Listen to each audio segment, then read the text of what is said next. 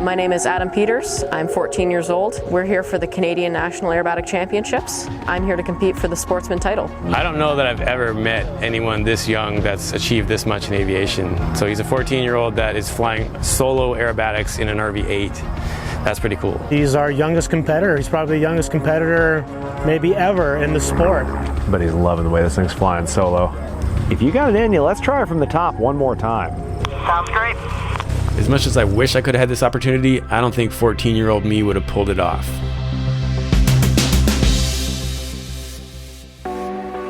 This airplane is owned by a 14-year-old who's been practicing solo for the first time, aerobatics in the box, and he's been crushing it.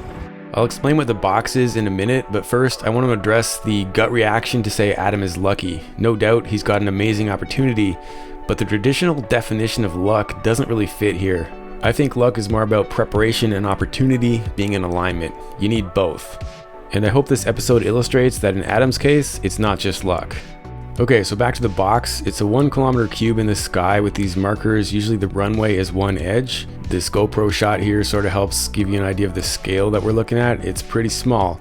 The markers barely show up in this GoPro footage, but you can actually see them quite well with the naked eye, and as you can see, they're pretty big with these people for scale, and that's what the center marker looks like there. The next episode in this series will cover the actual contest, and I've got a chesty cam on board so you can see the panel and the control inputs. This episode focuses on Adam's first coached flight, and this is before I got to fly in the box, so I was anxious to see it. Adam is one of Luke's students, and Luke is my aerobatic coach and longtime instructor that got me into this world. My involvement with his training predominantly has been I got him solo on the airplane, able to fly it on his own. So when my airplane got damaged recently, very recently, right before this contest, Luke reached out and the community came together. I was actually just sitting at the hangar. It was actually just after I'd gotten this airplane fixed and ready to go to the aerobatic tournament. And my dad got a text while we were waiting, and it was from Luke, and he was like, hey, we got an issue. We basically both just looked at each other, and we both knew that if I was in the same situation and I didn't have my airplane, I would really want somebody else to do it for me. Adam was willing to give me his airplane to fly at the contest, so I was kind of planning on that I would be flying it here and I would be the one practicing on it, but now I've got Steve doing all of his stuff on it, which is actually really nice because I'm really happy to give somebody the opportunity to really fly in this. It's been really cool to see Adam in his element. The kid is really new at flying, but man is he solid. Like, I watched him run the sequence a bunch of times and he doesn't make very many mistakes. So it's pretty cool to see how far he's come in such a short time.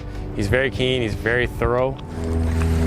Well, if you're up for it, let's start this thing from the top. I'm good at that. So am I. I'm looking forward to it. This is always fun. Aaron is Luke's aerobatic coach, and I was actually lucky to join Luke for a camp in Iowa at Aaron's base to get ready for my first competition season. All my training and practice leading up to this was in the RV-14. It's a lot heavier on the controls than the RV-8 for aerobatics. Congratulations, Steve. We got the full sequence. You nailed the note. Nice work. Yeah, thanks, man. That was good. I've been on both sides of the radio many times. I've been in coaching and I've been in the box getting coached by several different trainers. I'm interested to see what your techniques look like in this airplane. I'm interested to see what your muscle memory yields. Yeah. Aaron is a well-known acro expert. He's actually here working with the Canadian Advanced team, preparing them for the World Advanced Aerobatic Competition, and he fit in time for Adam and I on his lunch breaks, which is why he's chomping on a sandwich. Yep, I'm on base now. Have you in sight. Now this is going to help him. At the upper levels, there is an away from judge breeze, somewhere around 2,000 feet. So that's actually going to help him with his presentation. Earlier it was a strong in judge and he was going to be right on top of us. Great position for the loop. Excellent. It is dead center. So we're flying upside down, we're flying loops, rolls, hammerheads. We're pushing our planes to their limits, basically. Yeah. Got that float worked out really well. Oh. Very nice. Most of the time I'm proud of him. That would be the primary feeling, but also at other times I feel scared or terrified or nervous. I know he's a good pilot, but I think that maybe age doesn't matter with that. There's the in-judge drift. A little longer on this 45. And go. That got him visibly, that got him at least another 150 feet. And of course the aircraft's lighter now without adult in the back seat. I would have held that longer, but okay. On the downline? Yeah. Yeah. He's not deficient on speed. I feel like the timing was working out pretty close to it. Oh yeah, they had to be similar enough. I mean, similar enough velocity, and the planform of the wing is the same concept. The wing loading had to be about right. He's gonna really like the way this thing flies solo. Yeah. Oh, he flew a Cuban. He didn't hit the vertical. Oh, you got her mixed up there. Let's take a break. Let's start this thing from the beginning. Some people think we are absolutely insane for allowing, promoting, encouraging this in him, but I think in general everyone is just genuinely really, really proud of him. You went straight into the Immelman, the half loop, half roll. Got it there, yep. No, yeah, we can restart that one there. Yep, that's fine. Like I said, we got time. Enjoy the flight. So let's start back over just from the top with the box entry. Nice job on the loop. That little bit longer on the 45. That'll help you. And then the next note, of course, is on figure 3 when we get to it. Not quite so steep on the 45 down. Yep, sounds good. The funny thing about him is you mention it once and he'll do it. Yeah. I mean, super fast study. I'm a big fan of kids following their interests and doing things when they're young, because I think that kids, I think you have a lot more neuroplasticity when you're at a younger age. I don't really treat him differently. I treat him like any other of our flight students. Yeah, he's shorter and you can tell he's younger, but when he's in the cockpit, I mean, he's right up there with the rest of them. I feel like I'm talking to an adult. Sometimes it's hard to believe he's 14. If you get the 14-year-old thing out of your mind, like you're just like, this is a well-prepared aviator, a strong student. You know, he's here to do a job well. You know, in terms of like his preparation, his briefing quality, his situational awareness. I mean, it's all exceptional levels. I have around 140 hours right now, but I just have a student pilot permit, which means I'm allowed to solo, but I can't take passengers up, which is a little sad because I really want to take my mom up on a flight, but I gotta wait to be 16 to do that. All right, I'm not gonna prompt him on this pull. I wanna see where he pulls for the loop. Testing some box awareness here. Just a little bit downwind of center. It's good. It's in front of the judges, that's the important part. And high fives to Adam's aerobatic instructor Mike, who got him ready for this and flew with me in the RV-8 for the insurance sign-off, and we'll see more of him in the contest episode. Adam's perfectly capable of flying this. He's going to do well, but then I'm going to come out and beat him because I'm flying in the same category later. So watch for that contest episode soon, but for now, let's get back on board Adam's practice flight for another hammerhead. Now, I'm not going to prompt him on the length. That got him some altitude. No problems there. A very pure pivot. There's a little bit of roll again, a little bit of left wing rollback, which meant he pivoted a little soon, and the right aileron and forward stick were a little late. Just a little bit. I really loved World War II. I was really interested in World War II and the airplanes used in World War II. And I kind of looked into it, and I asked my dad, I was like, hey, you know, I'm 12 years old now, and I think I'm getting to be a big boy. I think I need to start flying airplanes. So we told him, okay, well, maybe when you're 12, and then we thought he'd forget about it, and then 12 came around, and you know, he started getting on us about flying. So my wife didn't want him flying unless I knew how to fly. I encouraged / advised / told my husband that he needed to get his license too, because I felt like if they were together, that it would be safer. Brian was at our school learning how to fly, getting his PPL. And then so Adam was in tow, you know, hanging out at the airport. So you could very easily see early on that here's a kid that's super interested. And when we see that as instructors, I mean, nothing gets us more excited as seeing someone, like a new person, excited about aviation. I was looking around, and then I was like, wait, I can actually do this? And that's when I started thinking it was like a real possibility that I might actually be able to fly. So we just kind of encouraged that, gave him the opportunity, gave him the knowledge that, hey, this is something that you could do. As soon as he gained that knowledge, this was last year, he's just run with it. He is a much better pilot than I am. So now she doesn't want me flying unless Adam is around. So. You pretty much started at the minimum possible age you could, right? Yeah, I started at 12. I soloed on my 14th birthday. So that was 2 months ago. So now he was able to take that into the aerobatic training. He's been learning the sportsman sequence for, I don't know, 2 weeks. And he's competing this weekend, and he's flying well. So he's able to just take something, you know, just acquire it and just run with it. So his ability to learn quick is really, it's impressive. Now the wedge. Great. Let's watch the angle. Okay, good. 1, 2. Nice. Okay, all right, keep this going. This is really good. So this is an RV-8. It's not obviously an RV-14, but it is a Vans aircraft, very similar airframe, fundamentally flies very similarly. The numbers are quite similar.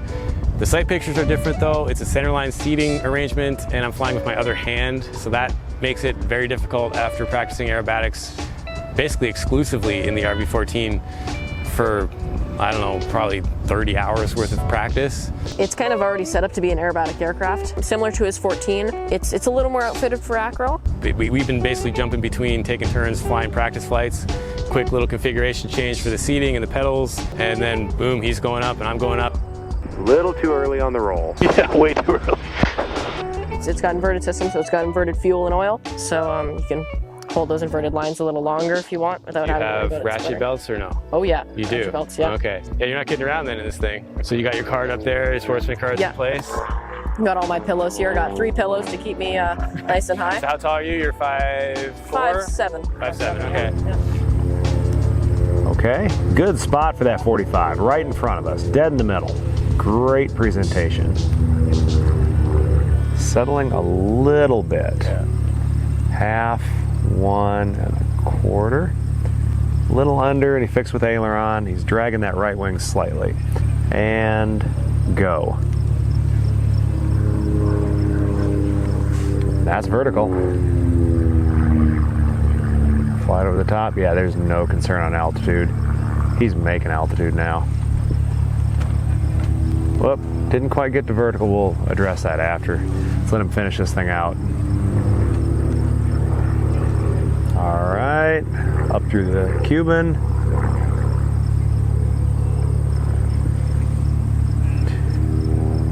Steepened a little bit. All right, steepened a little bit during that roll.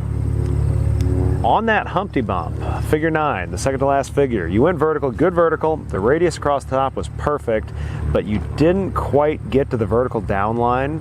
So then when you rolled, it had you kind of canted off to the side. We need to get all the way down to vertical on that. Okay, sounds good. The position, looking to that turn and finding your awareness of the box, and then putting the 45 where you did was excellent. One tip I'd like to give you, when you come off of that 45, keep the nose up a little more, and as you decelerate, keep that back pressure on. Keep inching that nose up slowly going into the spin. It'll give the spin a more brisk departure. It'll fall into the spin a little more crisply, but when you settle into the spin, it kind of mushes a little bit. So this will give you a more brisk entry to the spin. Okay, sounds good. I'm really fortunate that I have really supportive parents that help me get into this, and they're really helping me along the way. Family support, friend support in this sport is really important. So to see them out cheering them on, I'm sure that means a lot to them.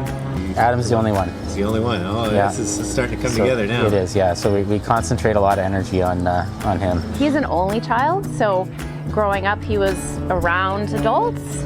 No, I mean, he spent time with kids, of course, but he would socialize with adults. He's used to being around adults. He's never been that shy kid who wasn't, was afraid to talk to people. And I haven't gotten to meet a lot of young people in aviation, and I haven't met any my age yet. We tried him in a number of different sports, different activities that he had interest in for a little while, but nothing that really stuck. some people would promote their kids playing hockey, and some other sports where concussions or those kinds of things people talking about. Now with this, it's just a different type of worry that a parent has, I think. Why don't you come back in, set that up, start a little further away, and try and set it up with the 45. So come in at about 3,000 feet, pitch up on the 45 like you would setting up in the sequence, and then do the 45 and then just the spin. Okay, sounds good. He's so chill. He is. I love it. All right, so on this one, I'm going to ask him his altitude after the 45. So he starts the 45 pull up from 3,000 feet. So as far as recovering that spin, I gather it's kind of a non-event. A little different input, but it's not drastically different, right? Yeah, it's pretty similar. Okay, that's a confidence builder. That's good. The goal is, of course, you need to be confident in the ship, and if you have a CG ship like that, that's good. Yeah. When Adam is into something, he's in it. I'm really interested in hobby robotics also, which is pretty helpful for working on the airplane. So much of the equipment and stuff on the airplane is electronic, and it's not mechanical, right? This one, so you want this one 3,000, and then just hit the 45 on the way. Is it a spin? Yes, please. Yep, sounds good. You want me to call the altitude? And I want to know your altitude after the 45. So I see you coming in. Got you at 3,000. Yeah, I'll make sure to let you know. 45 up. That's good. Great 45. Good job. All right. 3,800. Okay, perfect. So he picked up 800 in that. Thing does not slow down much. No, it doesn't. All right, very nice. And what's your altitude now? 2,500. Okay, that's an acceptable loss. 1,300 feet's a good loss. Typically in a spin, 1,200 to 1,500 is kind of where you want to be. So 1,300, that's good.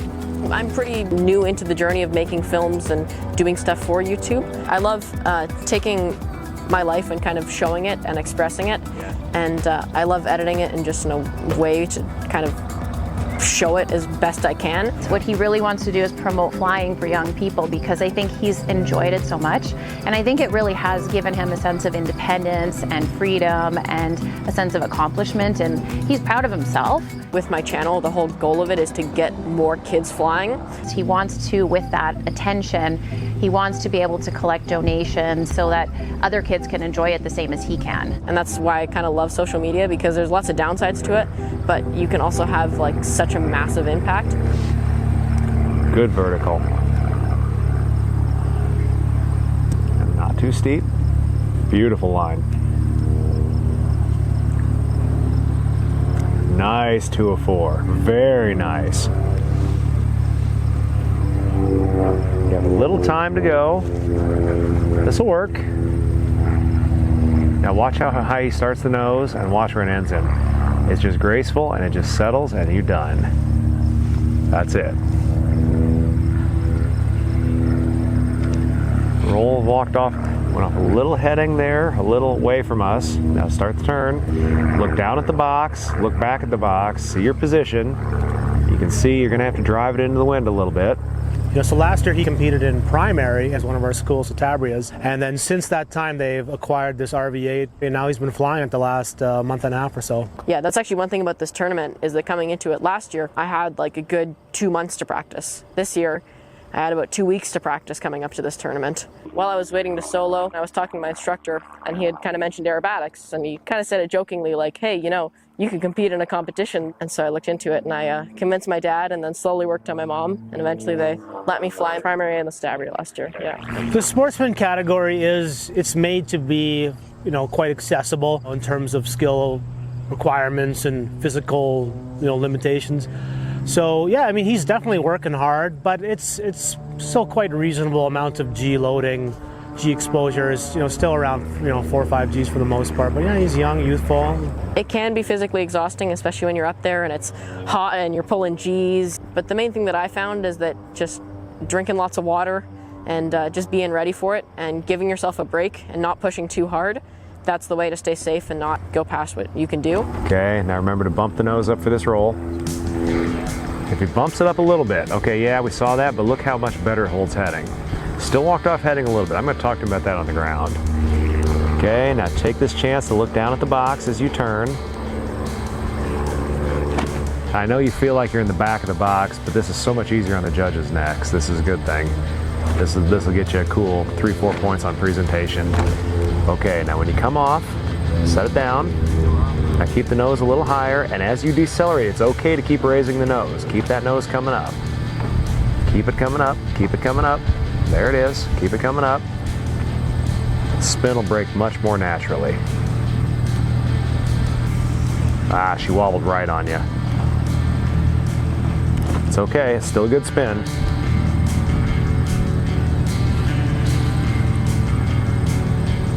Okay, and go.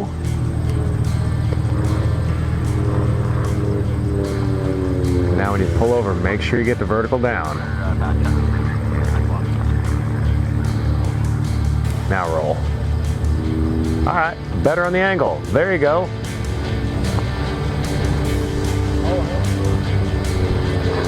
Okay.